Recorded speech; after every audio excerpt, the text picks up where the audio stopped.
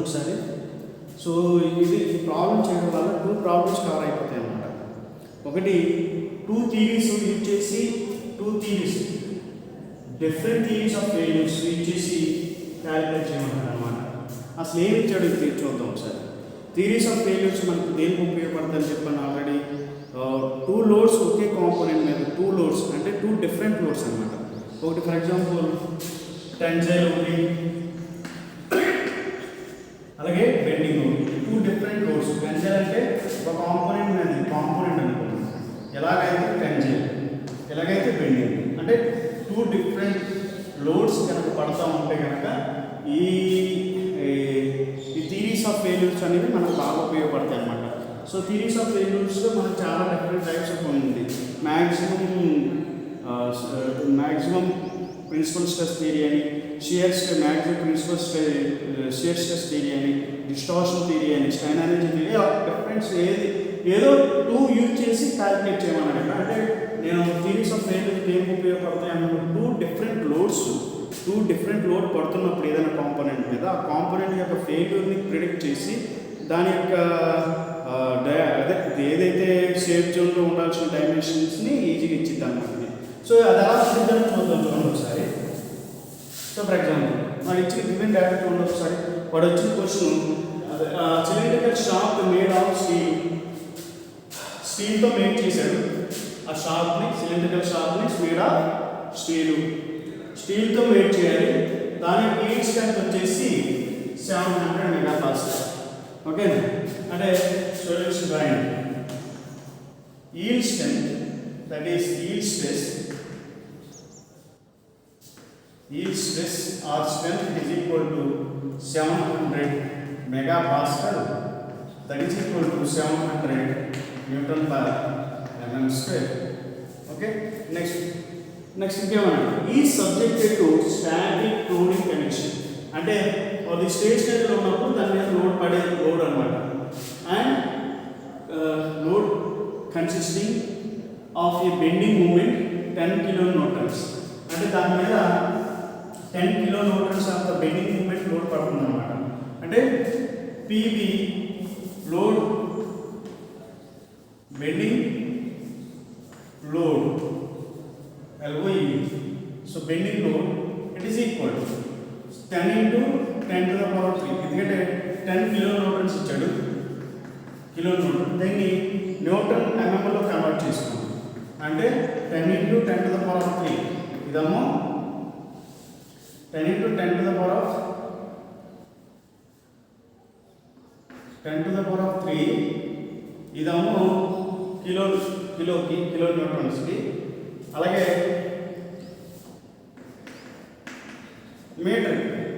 మీటర్కి మనకేమొచ్చింది into 10 square, అంతేనే కదా. అంటే 10 into 10 cube into 10. సో మీటర్స్ని ఎంఎంలో కన్వర్ట్ చేయడానికి 10 to the power 3, that is newton per. So newton metre ఎంఎంలో వచ్చింది. So that is equal to నేను రాయొచ్చు 10 into 10 to the power of 6 newton MM. ఒక 10 ఏమో కిలోన్యూటన్స్ది, ఒక 10 క్యూబ్ ఏమో కిలోన్యూటన్స్ది, ఒక 10 క్యూబ్ ఏమో ఎంఎంది. ఓకే, ఇప్పుడు నాకు ఎలా కనుక bending load is equal to 10 into 10 to the power of 6 newton MM. Okay, next అంటే టార్షన్ మూమెంట్ ఎంత పడుతుంది? 10 kilonewtons. అంటే టార్షన్ అంటే 2 లోడ్స్ పడుతుంది. టార్షన్ కూడా పడుతుందంట ఆ షాఫ్ట్ మీద. సిలిండ్రికల్ షాఫ్ట్ అన్నది ఆ షాఫ్ట్ మీద టార్షనల్ లోడ్ కూడా పడుతుంది. టార్షనల్ లోడ్ LOE ఆ momentum it is equal to. So నేను ఎలా రాయొచ్చు దీన్ని చూడండి ఒకసారి. ఇక్కడ రాయొచ్చు. ఓకే, టార్షన్ మొమెంటమ్ పడుతుంది, ఆ torsional load it is equal to ఏ రాయొచ్చు 30 kilonewtons అని ఇచ్చాడు న్యూటన్ మీటర్. ఇది 30 kilonewtons మీటర్. సో దీన్ని కనుక కన్వర్షన్ చేస్తాం. So same 30 into 10 to the power 3 into 10 to the power 3 into Newton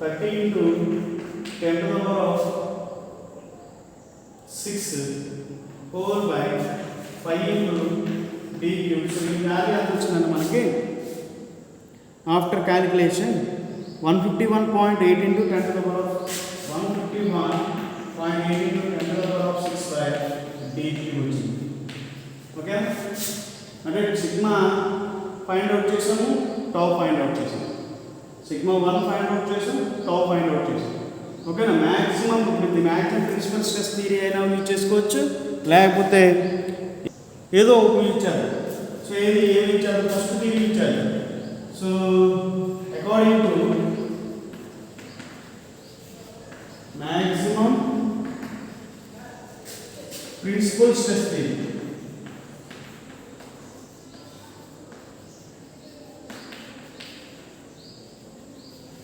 ఓకేనా, మ్యాక్సిమం ప్రిన్సిపల్ స్ట్రెస్ థియరీ. చూడండి ఒకసారి, దీని ప్రకారం మనం అలా చేయొచ్చు.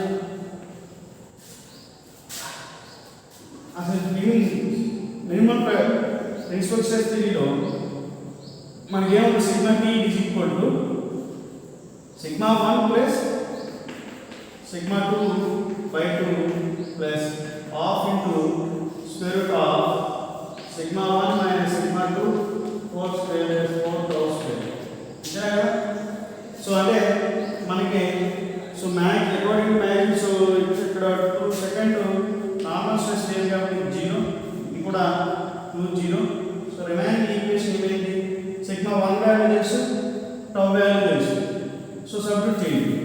That is equal to sigma 1 value 101.8 into 10 to the power of 6 by 2 into d cube. Okay, నేను direct రాస్తాను. ప్లస్ 0 అయిపోయింది, plus 1/2 into square root of ఇదంతా 101.8 into 10 to the power of 6 whole by 2 into 10 cube. Okay, so I minus 0 into whole square.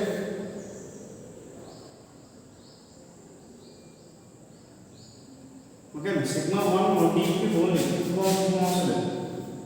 okay, d cube 10 cube only, minus, so sorry, plus 4 into tau already find 16 d by 20 cube. So then what's the 151.8 into 10 to the power of 6 by d cube whole square. So ఇదంతా మనం చూస్తే ఇదంతా ఎంత వచ్చిందంటే మన value it is equal to, it is in terms of d cube లాస్ 211.9 into 211.9 into 10 to the power of 6 by d cube. 10 to the power of 6 by d cube ఎంత వచ్చింది, ఏంటిది, సిగ్మా టీ. ఓకే, ఇక్కడ కూడా మనకి d రాలేదు.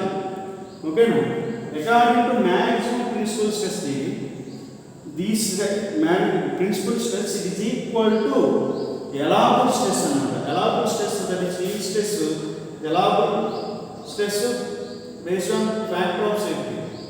Factor of safety that is allowable stress calculate చేయండి. allowable stress ఎలా calculate చేస్తారు, that is yield stress by working stress. ఇక్కడ రాయండి, allowable stress sigma t allowable is equal to yield stress by, that is 700 by factor of safety 2. So that is equal to 450, అంతేనే కదా, సరే 350.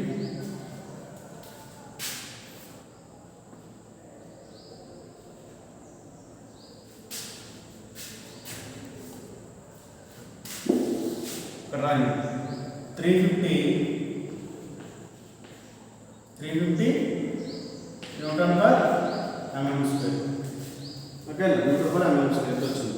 అంటే according to this theory కింద కనిపిస్తుంది మీకు, according to ఆ థియరీ ప్రకారం మనం ఏ రాయొచ్చు అంటే sigma tea is equal to ఇక్కడ రాసేసుకున్నాం. Sigma tea is principal stress, maximum principal stress. It is equal to allowable stress అన్నమాట. అంటే సిగ్మా టీ ఎలా ఉందన్నమాట. అంటే సిగ్మా టీ బదులు మనం ఏం రాయొచ్చు, ఇక్కడ చేస్తాం.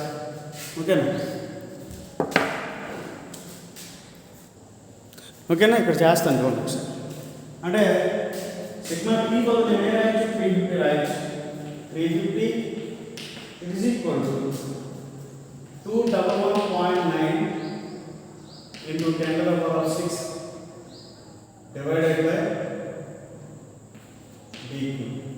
అదే సో దీని నుంచి dq it is equal to 211.9 into 10 to the power of 6 by 350. So dq it is equal to, so d is equal to square root of cube root of 211.9 into 10 to the power of 6 by 350. అంటే d ఎంత వచ్చినట్టు మనకి దీంట్లో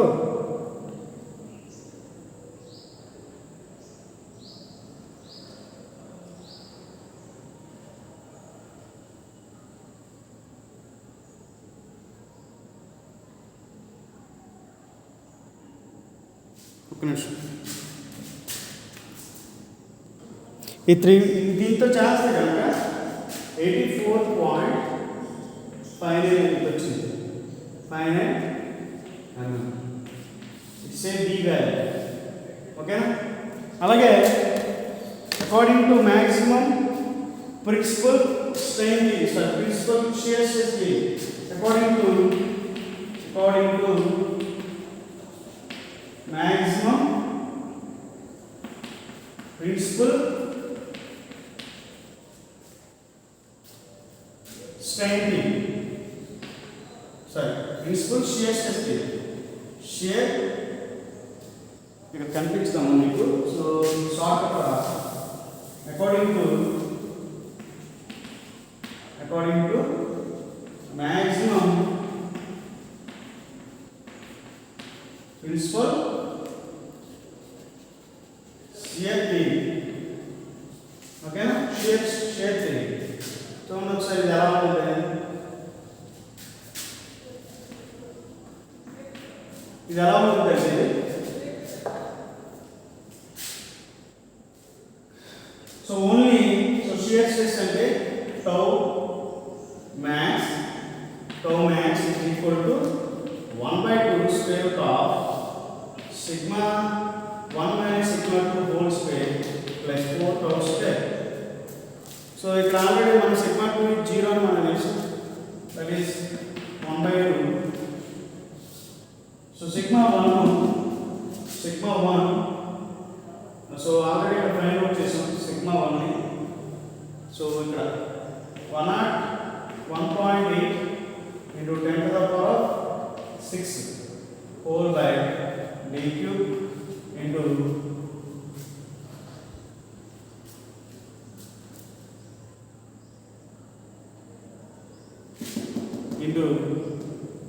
square plus 4 ఎంత వచ్చిందంటే tau 151.8 into 10 to the power of 6 whole by dq into whole square. So కనిపిస్తుంది మీకు value. Okay కనిపిస్తుంది. చూడండి ఒకసారి ఇదంతా చేస్తే నాకు ఇదంతా చేసాం అనుకోండి కొంత వాల్యూ వచ్చింది. అది నేను క్యాలిక్యులేటర్లో కొట్టి మీకు డైరెక్ట్ వాల్యూ వేస్తాను. చూడండి ఒకసారి 161 into 10 to the power of 6 by dq వచ్చింది. ఓకేనా. ఇది టౌ మ్యాక్స్ గుర్తుపెట్టుకోండి. అలాగే కనిపిస్తుంది వాల్యూ కరెంటు అయింది. ఓకేనా. సో ఇప్పుడు చూడండి ఒకసారి నేను చెప్పే కాన్సెప్ట్ ఒకసారి అర్థం చేయండి. టౌ మ్యాక్స్ ఇక టెన్సైల్ స్ట్రెస్ పడుతున్న వాల్యూ బెండింగ్ లోడ్ పడుతున్నప్పుడు గట్రా టౌ మ్యాక్స్ అనేది 2 times of అంటే tau max it is equal to half of the strength of the sigma allowable కి half ఉంటుంది అన్నమాట. అంటే దీని మీనింగ్ ఏంటంటే ఇలా నేను ఎందుకు రాస్తానంటే TEL అంటే హాఫ్ ఉంటుంది. అంటే ductile material very weak in the shearing అనమాట. అది ఎంత వీక్ ఉంటుందంటే half of the tensile double ఉంటుంది స్ట్రెంత్, కానీ టార్షన్ ట్విస్టింగ్లో చాలా తక్కువ ఉంటుంది అనమాట డక్టైల్ మెటీరియల్. సో నేను చూస్తే కనుక ఇక్కడ చూస్తే tau max అంటే tau max it is equal to 1/2 into so allowable length వచ్చి 350. So that is equal to 350/2 మనకి ఎంత వచ్చిందంటే 350/2 వేస్తే 175 వచ్చింది. 175 Newton per mm square. Okay, tau max వచ్చింది. సో వేయండి values. 175 is equal to 161 into 10 to the power of 6 by d cube. So d cube is equal to 161 into 10 to the power of 6 whole by 175. So that is equal to the cube root ని దాంట్లో పంపిస్తే కదా. So total value కొట్టండి ఒకసారి. 161 into 10 to the power of 6 divided by 175. ఓకేనా, cube root answer as 97 వచ్చింది. ఇక్కడ నుంచి d equal to 97 mm. So that is equal to maximum stress థియరీలో ఇది మ్యాక్సిమం ప్రిన్సిపల్ స్ట్రెస్ థియరీలో మ్యాక్సిమం స్ట్రెస్ థియరీలో. సో ఇంచుమించు దీనికి దానికి ఒక 10 mm డిఫరెన్స్ ఉంది. సో ఏదో ఒక దాన్ని ఫైండ్ అవుట్ చేయమన్నాడు కాబట్టి సో మీకు ఏదో ఒకటి తీసుకుని క్యాలిక్యులేట్ చేయండి అనమాట. ఓకేనా, అప్రాక్సిమేట్లీగా వస్తుంది వాల్యూస్. ఓకే, చూడండి ఒకసారి. నేను మళ్ళీ స్టార్టింగ్ కాడ నుంచి ఒకసారి చెప్తాను. ఒకసారి ప్రాబ్లం చూడండి ఒకసారి. ఏ cylindrical shaft made of steel of yield strength 700 MPa is subjected to static loading condition.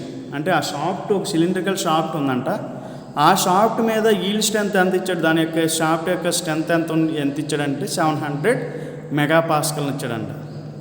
ఓకేనా, ఈ subjected to static load consisting of a bending moment. Static load పడుతుందంట దాని మీద. అది బెండింగ్ లోడ్ ఎంత అంటే 10 kN అంత పడుతుందంట. ఓకేనా, అంటే స్టేషనరీ ఉన్నప్పుడు ఆ షాఫ్ట్ రొటేట్ అవునప్పుడు దాని మీద 10 kN అంత ఫోర్స్ పడుతుంది. And a torsional moment 10 kN. అలాగే దాని మీద టార్షనల్ మూమెంట్ కూడా పడుతుందంట. అది 30 kN పడుతుంది. అది స్టాటిక్ కండిషన్లో. Determine the diameter of the shaft using different theories of failures అన్నాడు. అంటే ఏదో ఒక థియరీస్ ఆఫ్ ఫెయిల్యూర్స్ యూజ్ చేసి, 2 థియరీస్ ఆఫ్ ఫెయిల్యూర్ యూజ్ చేసి నాకు ఆ డయామీటర్ ఆఫ్ ద షాఫ్ట్ ఎంత పెట్టాలో చెప్పండి సార్ అని అడుగుతున్నాడు. ఇది క్వశ్చన్ మార్క్. ఓకేనా, అంటే ఆయనకి మెటీరియల్ తెలుసు స్టీల్ అని, దాని యొక్క స్ట్రెంత్ తెలుసు, అలాగే దాని మీద లోడ్ పడే లోడు తెలుసు. కానీ ఆయనకి తెలియని విషయం ఏంటంటే ఎంత డయామీటర్ పెట్టాలి అనేది, ఎంత డయామీటర్ ఉన్న షాఫ్ట్ అనేది డిజైన్ చేయాలి. ఏమేమి తట్టుకునేటట్టు స్టీల్ మెటీరియల్ యూజ్ చేయాలి, అది కూడా స్ట్రెంత్ ఏం తట్టుకునేటట్టు 30 kN సమ్ము టార్షన్లో 30 kN సమ్ము బెండింగ్. ఈ 2 లోడ్స్ని తట్టుకునేటట్టు. నేను థియరీస్ ఆఫ్ ఫెయిల్యూర్స్ దేనికి ఉపయోగపడతాయి అన్నానంటే టూ లోడ్స్ ఒకే దాని మీద పడతాయి కనుక దాన్ని అలాంటి వాటిని ఫైండ్ అవుట్ చేయడానికి ఉపయోగపడుతుందని నేను చెప్పాను ఆల్రెడీ. సో చూడండి ఒకసారి, let us see. First yield strength of the material ఇచ్చాడు రాసుకున్నాం. దానికి బెండింగ్ మూమెంట్ బెండింగ్ లోడ్ పడుతున్నాను. 2 లోడ్స్ పడతాయని చెప్పాను. ఒకటి బెండింగ్ లోడ్, ఒకటి టార్షన్ లోడ్. అదే షార్ట్ లోడ్. ఓకేనా, అదంతా 10 into 10 to the power of 6 ఏమో బెండింగ్ లోడ్. 30 into సో ఇలా రాస్తాను, ఇలాంటి షార్ట్ లోడ్. ఓకే, దీని మీద పడేది లోడము బెండింగ్ లోడము 10 into 10 to the power of 6 newton mm. Torsional అంటే ఇలా టార్షనల్ గాము ఎంత 30 × 10⁶ అన్నమాట. 2 లోడ్స్ పడుతున్నాయి అనుకుంటాను నేను. ఇప్పుడు ఆయన ఏం ఫైండ్ అవుట్ చేయమంటాడు? Find the diameter of the shaft. So ఇది రాసి న్యూటన్ ఎంఎంలో రాసుకున్నా, దీంట్లో న్యూటన్ ఎంఎంలో రాసుకున్నా. ఎందుకంటే స్ట్రెసెస్ ఈల్డ్ స్ట్రెంత్ అనేది న్యూటన్ ఎంఎంలో ఉంది. సో దానికోసమే ఈ రెండింటిని ఎంఎంలో రాసుకున్నాం. ఫ్యాక్టర్ ఆఫ్ సేఫ్టీ 2 అని తెలుసు. యంగ్ మాడ్యులస్ కూడా ఎంఎంలో రాసుకున్నాం. గిగా పాస్కల్ ఇచ్చాడు. దాన్ని గిగా అంటే నాకు 10⁹9, పాస్కల్ అంటే నాకు newton per mm, newton per metre. Metre మళ్ళీ ఎంఎంలో కన్వర్ట్ చేస్తున్నాము. మీటర్ స్క్వేర్ వచ్చి pascal newton per metre square. So దాన్ని ఎంఎంలో కన్వర్ట్ చేస్తున్నాము. 10⁶ వస్తుంది. 10⁶ 10⁹9 10⁻³ టైమ్స్ పోతే. సో దాన్ని 10⁻³ రాసుకున్నాం. Z = π/32 × d³ అని తెలుసు. సో జడ్ని ఫైండ్ అవుట్ చేసుకున్నాం. ఓకేనా? Section module. అలాగే allowable stress this material allowable stress 700 × yield stress by working stress 350. So నేను అది కూడా రాసుకున్నాను. సో ఇక్కడ సెక్షన్ మాడ్యూల్ ఫైండ్ అవుట్ చేసుకున్నాం. సో దాని నుంచి స్ట్రెసెస్ ఫైండ్ అవుట్ చేసుకున్నాం. స్ట్రెస్ = M/Z అని తెలుసు bending load. So that is equal to M/Z value already find out చేసుకున్నాం 0.098 అని. సో ఆ వాల్యూ ఏమైనా సబ్మిట్ చేసుకున్నాం. అలాగే టార్షన్ లోడ్ కండిషన్ 16T/πd³ అని తెలుసు. 16 × 13 × 10⁶ 5 × d³. సో దాని నుంచి లోడ్ క్యాలిక్యులేట్ చేసుకున్నాం. According to maximum principal stress theory మనం అలా రాసి σT = σ1 + σ2/2 + 1/2 × σ1 - σ2 హోల్ స్క్వేర్ + 4τ². సో ఇది మ్యాక్సిమం ప్రిన్సిపల్ స్ట్రెస్ థియరీ ప్రకారం σT రిలేషన్ అన్నమాట. సో దీని నుంచి కూడా క్యాలిక్యులేట్ చేసేసి ఏదో 2 తీసుకుంటే చాలు. నేను ప్రీవియస్ ఒక వీడియో చేశాను. 5 థియరీస్ యూజ్ చేసి బోల్ట్ యొక్క డయామీటర్ ఫైండ్ అవుట్ చేశాను. ఈ వీడియో చూడండి, చాలా బాగుంటుంది. 5 థియరీస్లో ఒకే ప్రాబ్లమ్ 5 థియరీస్ ప్రకారం క్యాలిక్యులేట్ చేశాను అనమాట. ఎక్సలెంట్గా ఉంటుంది ఆ వీడియో. ఓకేనా? సార్ ప్రీవియస్ వీడియో చూడండి ఒకసారి. σT = σ1 + σT = 211.9 × 10⁶/d³ వచ్చింది. అంటే ఇది అంత క్యాలిక్యులేట్ చేస్తే ఎంత వస్తుంది? ఓకేనా? దాని నుంచి నేను క్యాలిక్యులేట్ చేసుకుంటే చూడండి ఒకసారి. మనకి σT అంటే maximum principal stress allowable stress అని మనకు తెలుసు. సో allowable స్ట్రెస్ అనేది తీసుకున్నాం డైరెక్ట్. అంటే σT ప్లేస్లో 350 తీసేసుకున్నాం. It is equal to 211.9 × 10⁶/d³ అని మనకు తెలుసు. సరే ఇటువైపు రండి. ఓకేనా? చూడండి ఒకసారి. ఇక్కడ σT = 211.9 × 10⁶/d³ అని తెలుసు. అంటే 350. సో σT = 350 వేసుకున్నాం. అలాగే 211.9 × 10⁶ రాసుకున్నాం /d³. సో దీనిలో నుంచి d వచ్చేసి 84.59 అన్నమాట. నెక్స్ట్ అకార్డింగ్ టు ఇంకొక థియరీ 2 థియరీస్ అడిగాడు. 2 థియరీస్ అడిగాడు. According to maximum principal stress shear stress theory shear stress theory.